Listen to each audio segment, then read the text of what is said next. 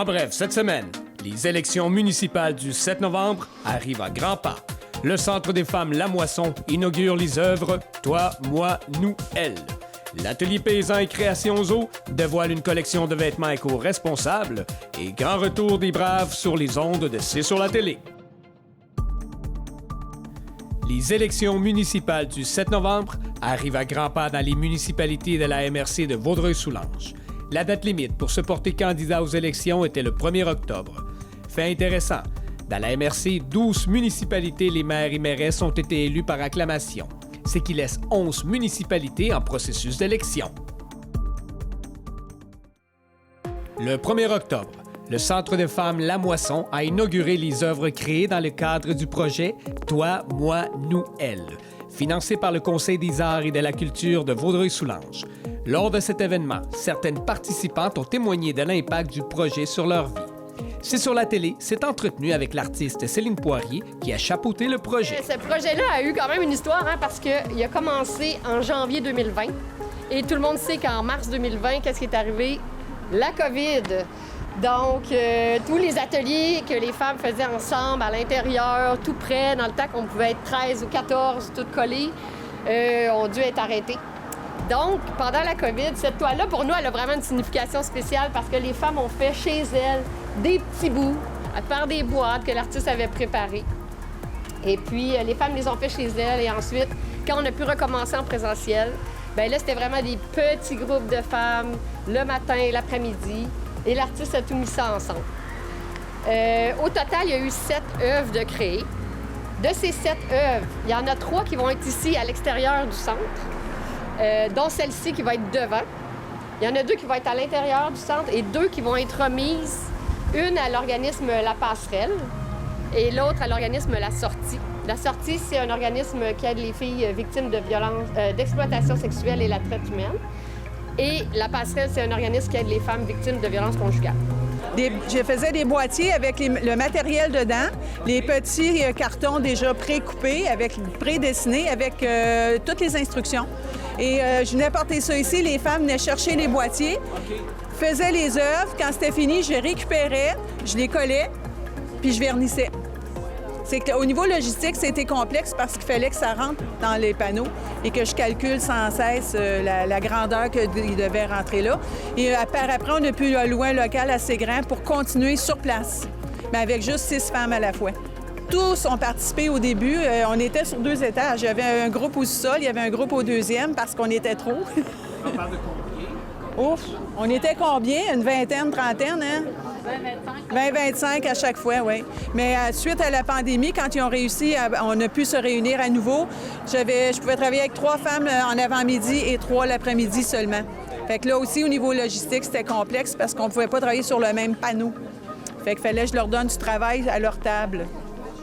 Ça m'a permis de vivre mon moment présent dans le temps de la COVID et de ne pas penser à qu'est-ce qui pouvait arriver à l'extérieur d'eux.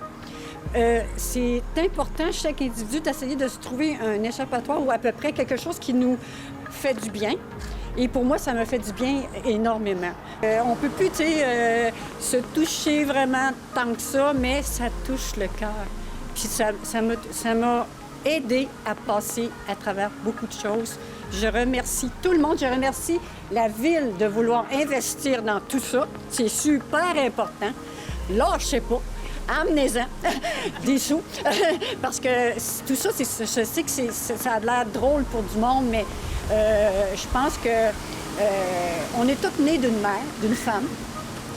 Et puis, on a tous besoin de remercier la vie, la gratitude en masse. Merci beaucoup. Puis ça, là, puis tout ça, là, pas tout seul, moi, là. Toute la gang. Bravo. Merci. Et merci au Centre de femmes qui m'a changé ma vie. Merci beaucoup. Pour moi, c'était très enrichissant parce que j'ai appris beaucoup grâce à Céline parce que j'avais pas beaucoup confiance en moi parce qu'il y a beaucoup de techniques que je ne connaissais pas du tout. Et avec Céline, elle nous a guidés et ça donne de beaux résultats. C'est merveilleux. Au Conseil des arts et de la culture de Vaudreuil-Soulanges, on a un programme qui s'appelle le programme d'innovation culturelle qui vise à stimuler des initiatives comme ça qui émanent soit de municipalités ou d'organismes. Donc, le projet ici du Centre de femmes La Moisson a été retenu dans le cadre de l'édition 2019 de notre programme d'innovation culturelle.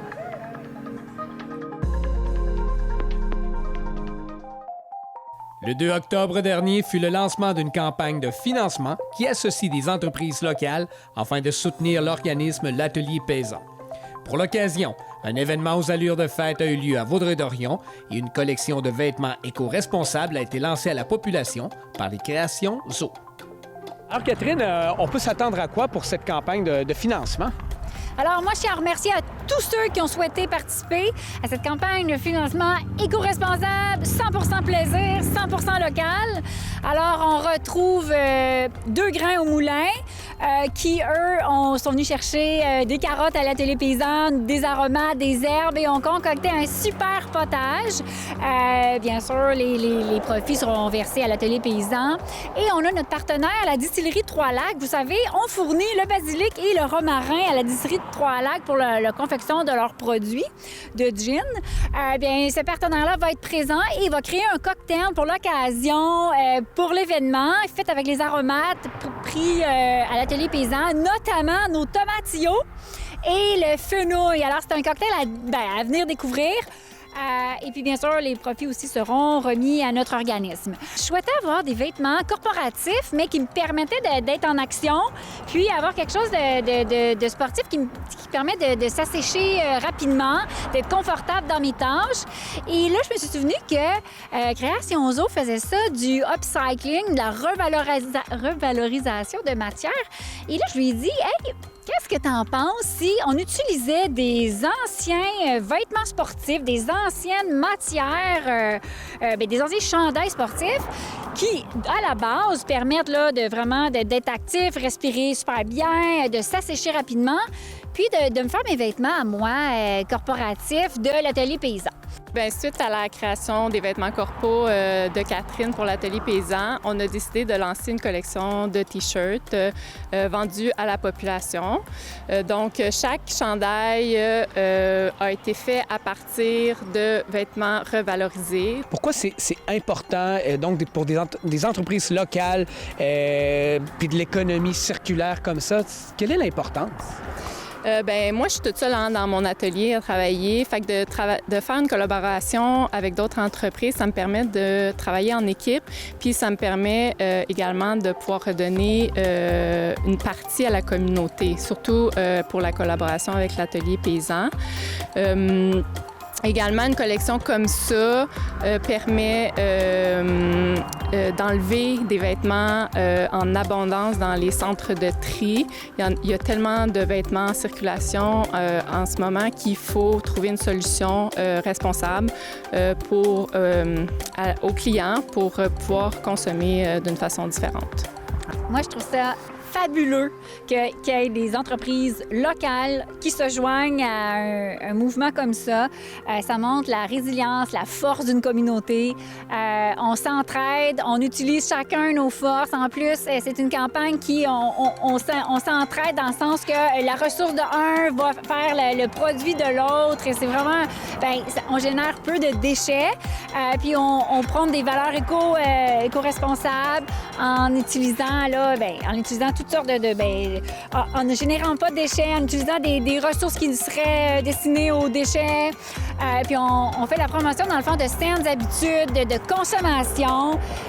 Donc, je souhaite, c'est une initiative qu'on démarre, mais je souhaite d'en voir d'autres comme ça.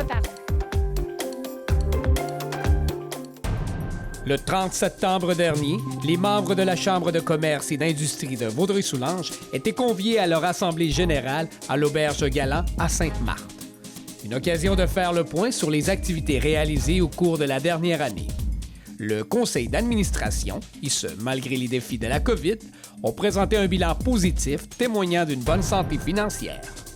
On a tous nos partenaires qui collaborent de près ou de loin à nos activités, à nos projets fous. Puis je vais le citer en exemple, mais le projet de vaccination, ça a été incroyable la réponse qu'on a eue des partenaires du milieu. Puis je vous dirais, c'était réconfortant, ça faisait du bien de voir qu'une région, qu'un milieu économique se tenait autant que ça quand on est arrivé avec ce projet-là. Ça a levé la main sans... Afin de célébrer les 25 ans des Journées de la culture, Culture pour tous a organisé un événement virtuel haut en couleurs. Une occasion pour de nombreux artistes et artisans de témoigner sur l'importance de ces journées et de souligner le départ de Louise Sicuro après 25 ans au service de la culture. C'est maintenant Michel Vallée qui prendra les relais. Comment dire, avant d'exister comme produit ou à vendre ou à consommer, la culture est créée, exprimée et vécue par des gens dans une communauté. Elle est le socle à partir duquel on existe, on communique et on appréhende le monde. Il y a 25 ans, j'accueillais les premières journées de la culture dans la ville où je travaillais comme travailleur municipal en loisirs et en culture, à Salaberry-de-Valleyfield. J'accueillais cette journée-là et je me suis rendu compte que j'étais pas le seul à vouloir décloisonner la culture et à vouloir travailler, faire mon métier, mais j'adore aussi voir mon métier. Et la chose que j'aime le plus au monde, c'est de découvrir des gens. Alors pour moi, les journées de la culture, c'est comme du parascolaire à mon travail, mais qui me rend heureux.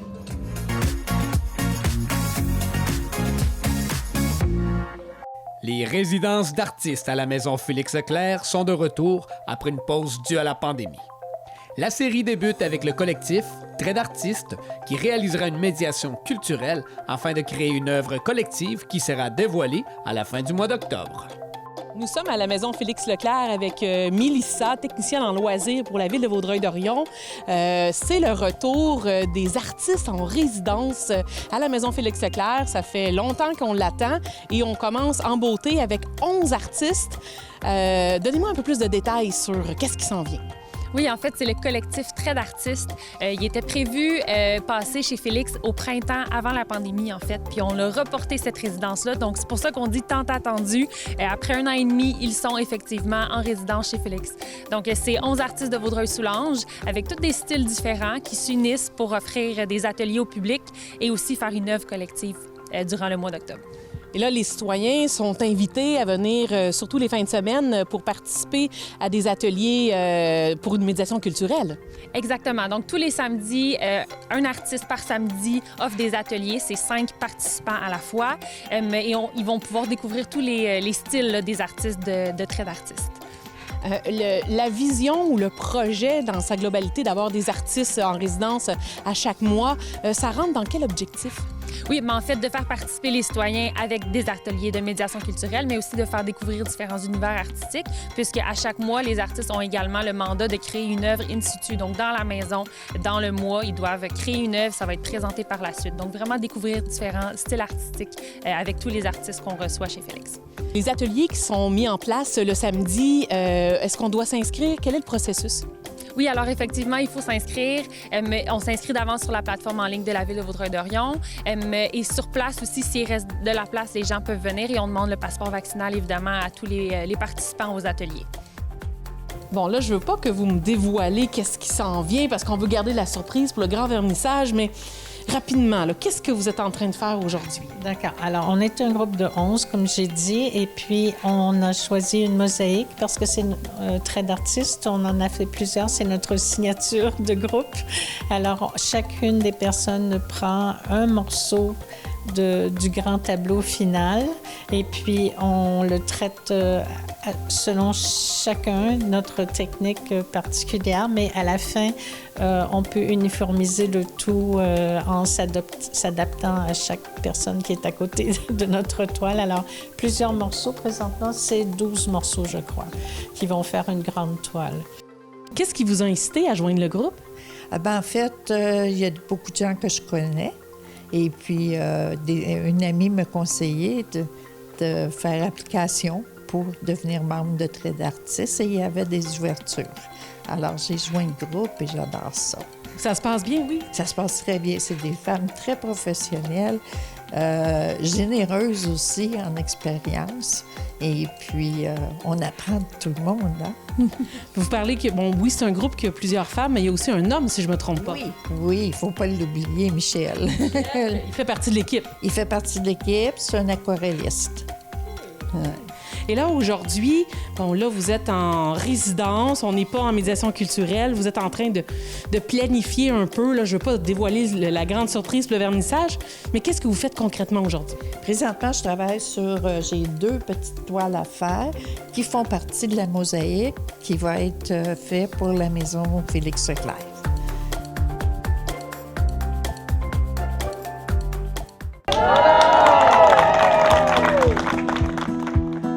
Le 29 mai dernier s'est déroulée l'ouverture officielle du marché écolocal de la coop d'économie participative C'est sûr à Lécoto.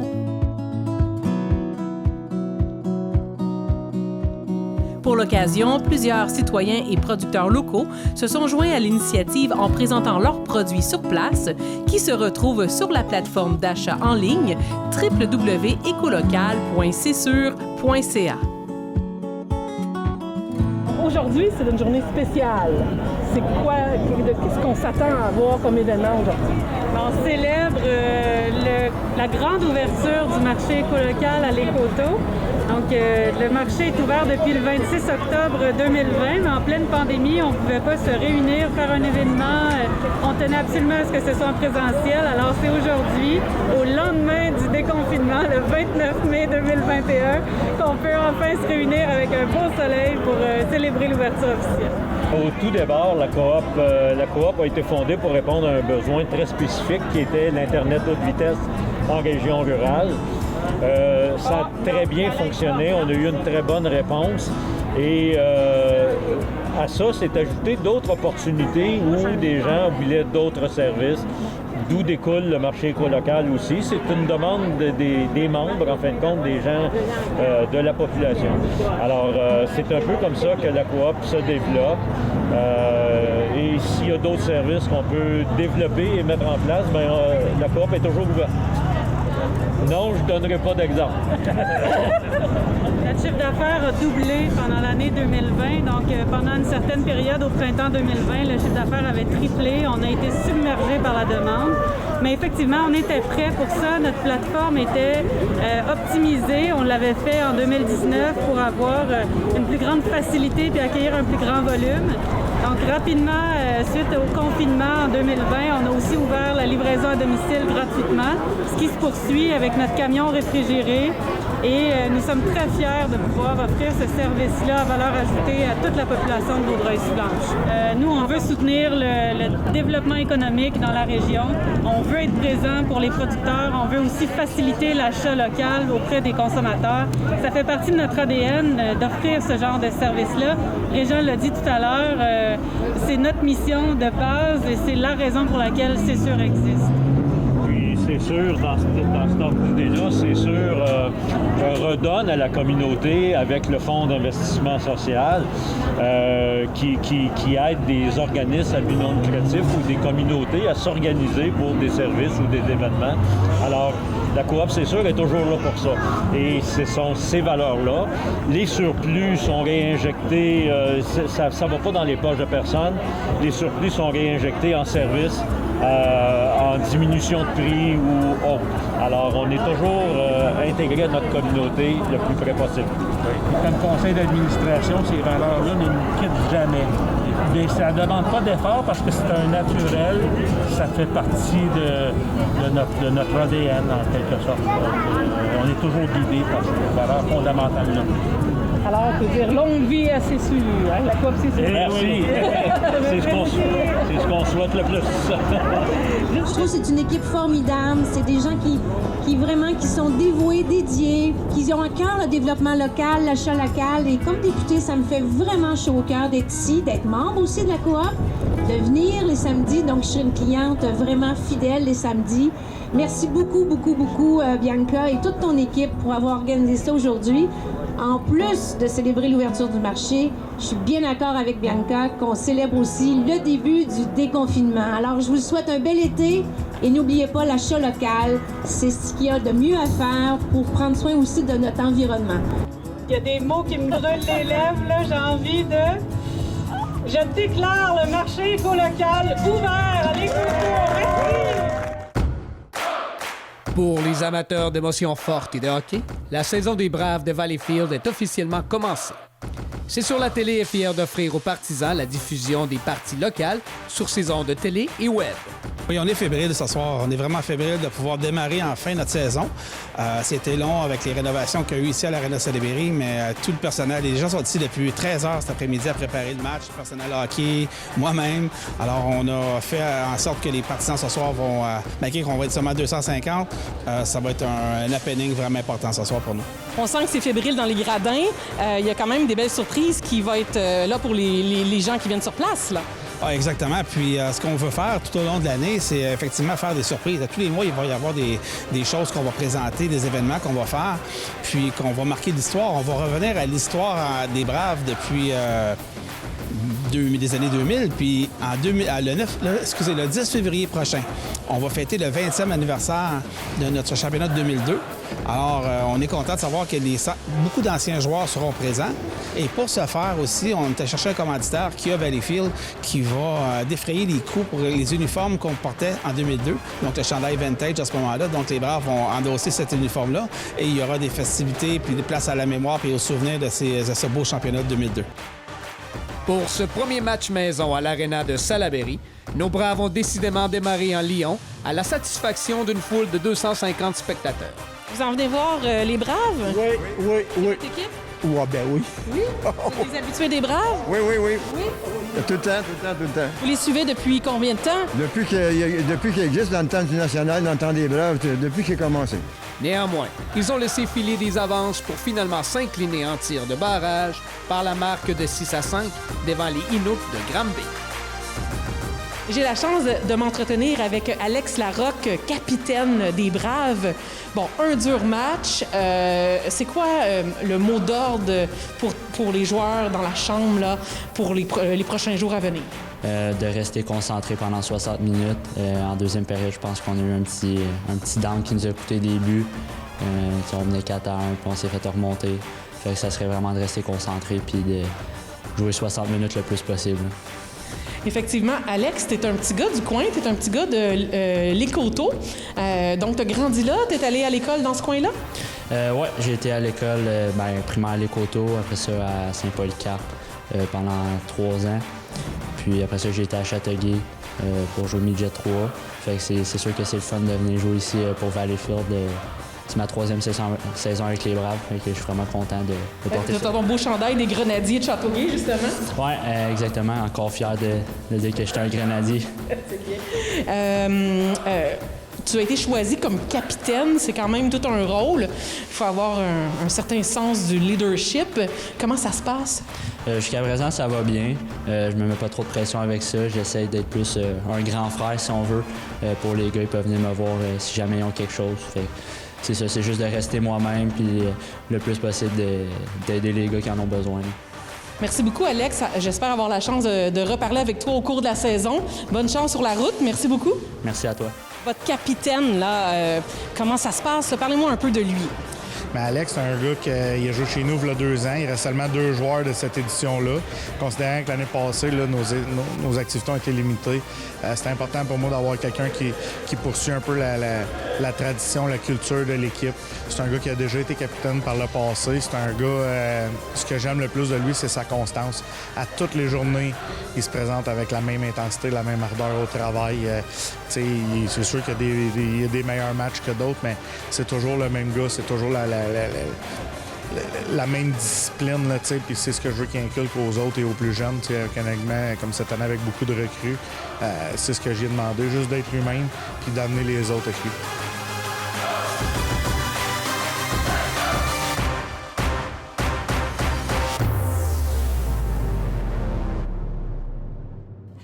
Voici la nouvelle vidéo de l'organisme d'action bénévole, l'Actuel, réalisée dans le cadre de sa campagne « Avant de donner, pensez donc ». Cette semaine, voyez la finesse du jeu de Yannick Michaud dans le sketch « Où va, c'est qu'on ne veut plus ». Cette semaine, pour la première fois à l'écran, Yannick Michaud! On le retrouve chez lui dans le sous-sol, dans le sketch « Où va, ce qu'on ne veut plus ». Puis mon Yann, tu bien dormi? Non.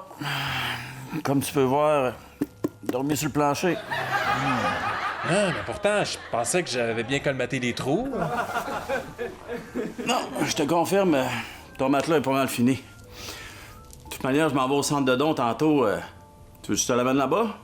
Saviez-vous, Yannick, qu'il suffit de faire des recherches sur le site web de votre MRC pour connaître le meilleur endroit pour aller porter vos objets brisés qui ont par conséquent atteint leur fin de vie?